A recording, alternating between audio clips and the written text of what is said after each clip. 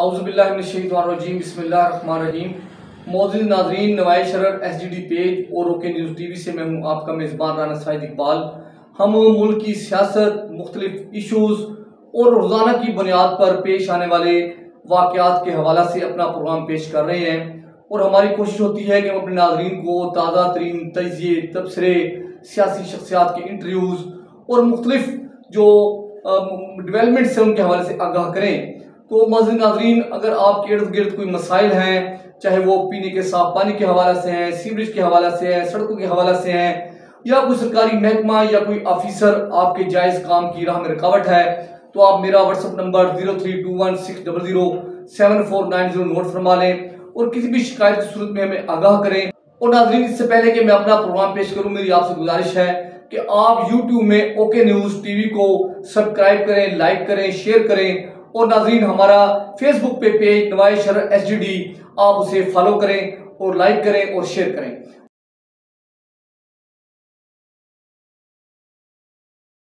जी नाज़रीन, तो नाज़रीन, आज हम आपसे गुफ्तगू कर रहे हैं कि इस वक्त जो पाकिस्तान में सबसे बड़ा मसला बना हुआ है वो महंगाई का मसला है। और इस मसले की जो मदर है, जो माँ है, जो गरीब घरों के लिए, जो मिडिल क्लास लोगों के लिए बहुत बड़ी प्रॉब्लम क्रिएट कर रही है, वो मसला है बिजली के बिल।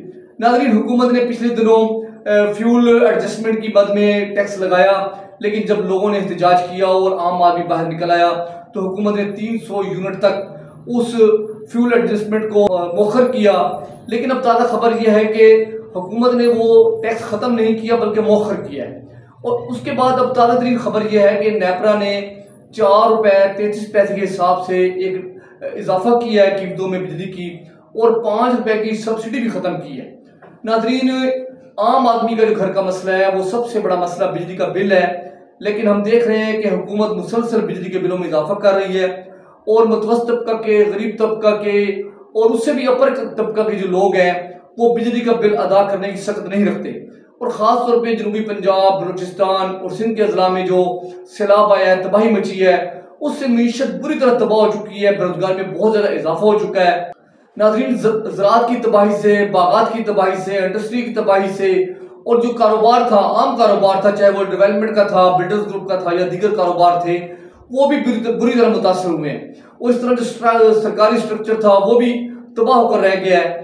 तो नाज़रीन, मैं समझता हूँ कि हुकूमत हंगामी बुनियादों पे कोई ऐसा हल निकाले जिससे आम आदमी को बिजली के बिल की मद में रिलीफ मिल सके, वरना आने वाले दिनों में एक बड़ा तूफान खड़ा होगा। लोग ये बिजली का बिल अदा नहीं कर सकते, लोगों को बहुत मुश्किल पेश आ रही है और घरों में इस वक्त फाकों की नौबत है। और लोगों के पास जो कोई थोड़े बहुत असासे थे या कोई सरमाया था या कोई जेवर था किसी घर में छोटा मोटा, तो लोगों ने वो उसको सेल करके लोग बिल अदा करने पर मजबूर हो चुके हैं और हज़ारों रुपए के बिल, चंद यूनिट पर हज़ारों लाखों रुपए के बिल आ रहे हैं। तो ये एक बहुत बड़ा मसला बन चुका है।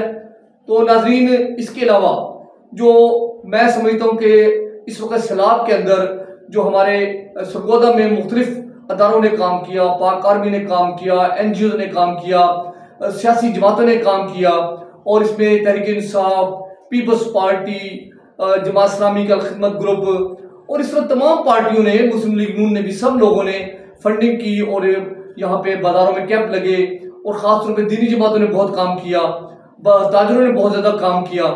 तो मैंने इस मरतबा एक रवादारी का माहौल देखा है कि पाकिस्तान पीपल्स पार्टी के रहनुमा तस्नीम अहमद कुरैशी साहब ने अपना कैंप भी लगाया, यहाँ पे भाई रहनुमा भी यहाँ तशरीफ लाए और कैंप में शिरकत की। और फिर पीपल्स पार्टी के साबिक उम्मीदवार सूबाई असम्बली और ताजर रहनुमा मतीन अहमद कुरैशी साहब ने जमात इस्लामी के जो अमीर हैं इनाम उल हक साहब, उनसे मुलाकात की और उन्हें जो अपनी जमात की तरफ से, अपनी जानिब से सैलाब ज़दगान के लिए फंड भी पेश किया। तो मैं समझता हूँ कि ये मैंने पहली मरतबा रवादारी का और इस किस्म का माहौल देखा है। ये बहुत अच्छा एक सरगोदा में तासर बना है और इससे जो सियासी जमातों की साख बेहतर हुई है, लोगों की नज़र में इज्जत बनी है। और मैं समझता हूँ कि इस रवैये को मज़ीद मजबूत होना चाहिए और जो अदारे बेहतर काम कर रहे हैं उनको काम करने का मौका देना चाहिए। नाज़रीन, इसके अलावा मैं अर्ज़ करता हूँ कि सरगोदा में हमारे गोल चौक सरगोदा से सदर अंजुमन ताजरान शफीक उर रहमान साहब, सरगोदा चैम्बर ऑफ कॉमर्स भी बहुत एक्टिव हैं और बहुत बड़े ताजर हैं सरगोदा के।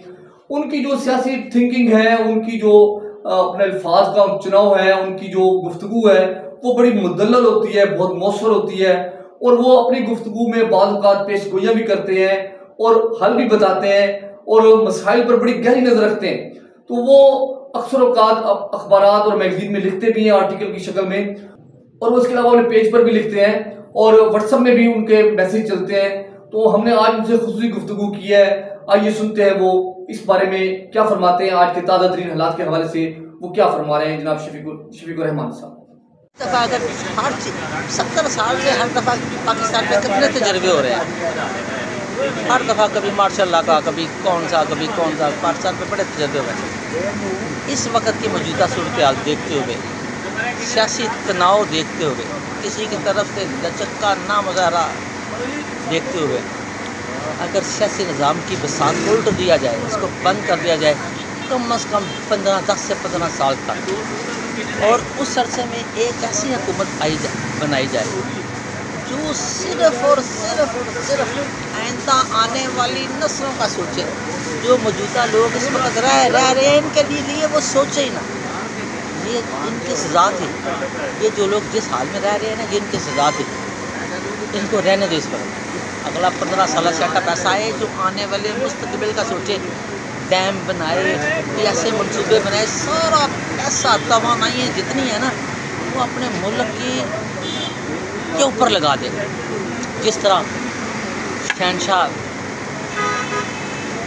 बरतानिया ने यहाँ से हाथियों से सोने उतरवा कर सड़कों पर लगा के आज तक बरतानिया सुख ले रहा है कि नहीं ले रहा।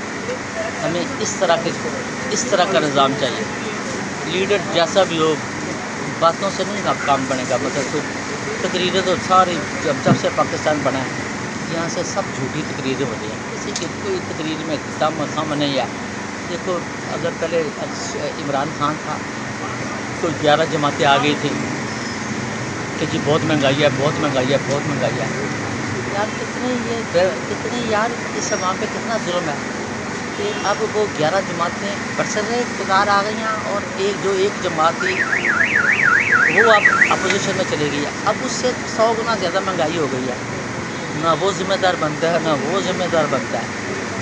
अब हमें अगर किसी जो अदारे हैं इनको सो मोटो लेना चाहिए पाकिस्तान की खातिर, पाकिस्तान के मुस्तकबिल की खातिर, पाकिस्तान के आने वाले मुस्तकबिल के बच्चे जो इस वक्त बच्चे हैं 14-15 साल की एज में, और उन्हें 14 साल के बाद 10 साल बाद उन्हें 24-25 साल का होना है।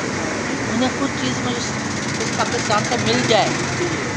ये ना हो कि अगर ये ऐसा सूरत हाल ना हुई तो फिर दास्ताना होगी, दास्तान होगा। फिर जनरेटर की आवाज़ चलती रहेगी, फिर जनरेटरों की आवाज़ चलती रहेगी, बस चलती रहेगी। फिर ये सारे चलते रहेंगे। जनरेटर तो क्या है, शायद वो बैल भी आ जाएं। जो आप जनरेटर की बात करते हैं, मुझे डर लगता है शायद वो बैल आ जाएं जो आप पानी निकालते थे आपका। हाँ, उन्हीं की ज़रूरत पड़ जाए, जनरेटर भी ख़त्म हो जाए। नहीं, आपने एक बात बड़ी ज़बरदस्त की है कि यार अगर निज़ाम हो और वो कोई ऐसी गवर्नमेंट आए 15-20 साल जो मुल्क का सोचे, तो जत्थों की मौजूदगी में कैसे मुमकिन है? नहीं, हर चीज़ मुमकिन है, हर चीज़ मुमकिन है। सिस्टम को तोड़ के फिर अगर यही लोग आए तो ये तो नहीं कर सकते। अगर नहीं, अगर फिर अल्लाह ही हाफ़िज़ है। फिर इंतज़ार करो, जो मैं वही कह रहा हूँ। हाँ। जो बैल आएंगे और पानी निकालेंगे, एंड का इंतज़ार करें। हमारे पास जनरेटर चलाने के लिए भी पैसे ना हो। अब तो जनरेटर चल रहे हैं ना, अगर ऐसी सूरत आ रही तो जनरेटर चलाने के लिए भी पैसे नहीं होंगे। फिर शायद ये ना हो कि दुकानों के आगे बैल पानी भी निकालें और साथ बिजली भी कट रात को भी पिलाएँ और साथ ये बिजली पिलाएँ। Thank you very much. जी नाज़रीन, आपने शफीकुर रहमान साहब की गुफ्तगू सुनी है। वो एक बहुत ही, मैं समझता हूँ, सरगोदा में एक मुदब्बर शख्सियत है, एक दानिश्वर हैं, और उनकी गुफ्तगू में बड़ा एक वज़न होता है, और उनकी जो गुफ्तगू है वो हमें एक पैगाम दे रही होती है। तो अब ज़रूर समझ की है कि हमारे पास जो इस किस्म के लोग मौजूद हैं जिनके पास दानिश है, अकल है, सोच है, और वो रहनुमाई कर रहे हैं, और कई माह पहले वो खबरदार कर देते हैं कि अब ये मामला चल सकते हैं इस किस्म के। तो मैं समझता हूँ इनसे हमें गाइड लेनी चाहिए, ये एक रहनुमा के तौर पर सामने आने चाहिए, और नौजवान जो हैं, कॉलेजेस के हैं, यूनिवर्सिटियों के हैं, वो उनके साथ नशिस्तें करें। और नाज़रीन, इंशाल्लाह हम आइंदा अपना प्रोग्राम लेकर फिर हाजिर होंगे और आपसे इंशाल्लाह ताला मज़ीद गुफ्तगू करेंगे। उस वक्त के लिए अल्लाह हाफ़िज़।